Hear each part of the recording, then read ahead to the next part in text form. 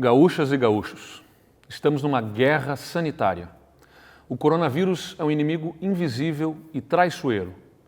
Ele provoca uma doença veloz, sem fronteiras, que paralisa o mundo e desafia governos, empresas e instituições. Não é diferente aqui no Rio Grande do Sul. Todos estamos aprendendo a lidar com os seus efeitos e é compreensível que fiquemos assustados. As pessoas e as famílias têm dúvidas e receios, e é por isso, entre tantos outros motivos, que nenhum governo tem o direito de ficar parado. O coronavírus é real e ele vai matar. Não se sabe ainda em que proporção, mas já se sabe quem serão as suas primeiras vítimas. A enfermidade vai chegar com força entre os mais vulneráveis, entre os de mais idade, entre aqueles que já possuem debilidades crônicas de saúde, entre os mais frágeis da nossa sociedade, a quem nós temos a obrigação de proteger. Propor e executar medidas drásticas, ainda que antipáticas e restritivas, deve ser feito em respeito à população. Nós não conhecíamos a gravidade do problema, mas também não fomos pegos de surpresa. Desde janeiro, o governo do estado se prepara para a chegada desta doença globalizada com um plano de contingência feito pela nossa Secretaria da Saúde. Organizamos a nossa rede hospitalar e a nossa oferta de leitos especializados. Monitoramos os casos e melhoramos a nossa capacidade de vigilância sanitária e de realização de exames. Desde que identificamos o primeiro caso no nosso estado, no dia 10 de março, intensificamos essas ações. Alteramos o formato de trabalho dos servidores, ajustamos a prestação de serviços públicos para inibir a circulação de pessoas, buscamos recursos para equipar a nossa rede hospitalar.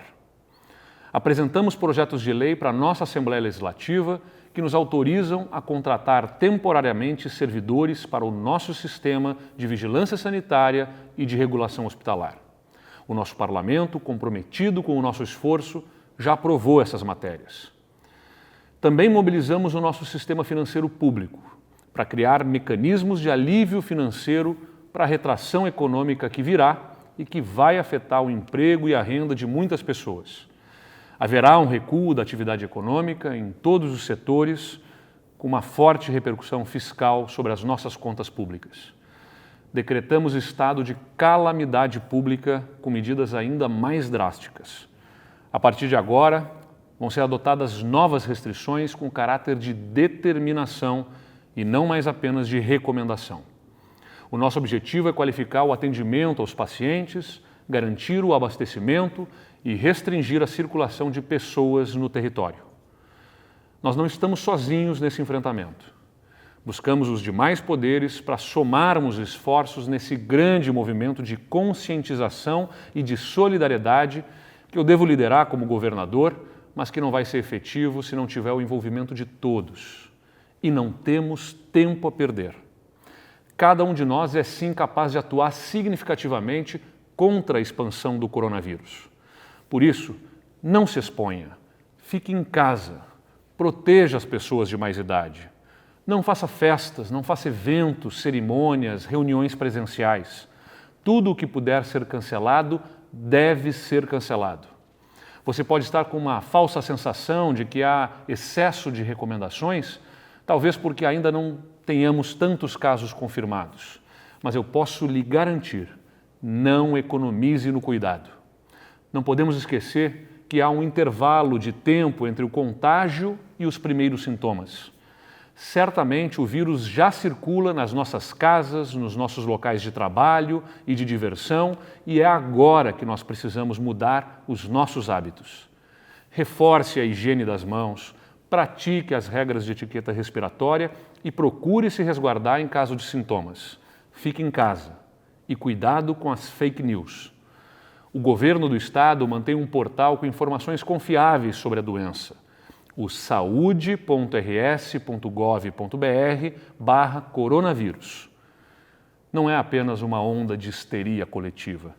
Nós estamos contabilizando vidas perdidas mundo afora, o que, além de triste, testa os limites da nossa civilização. Precisamos de solidariedade e de empatia. Não é sobre apenas cuidar da sua saúde, mas também o cuidado com o contágio e a circulação para evitar que o outro seja contaminado.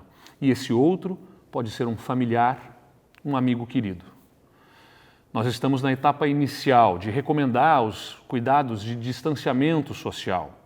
Esses cuidados, se forem rigorosamente observados, certamente vão ajudar na redução da velocidade de dispersão do vírus, mantendo nos níveis de capacidade de atendimento das nossas redes de saúde.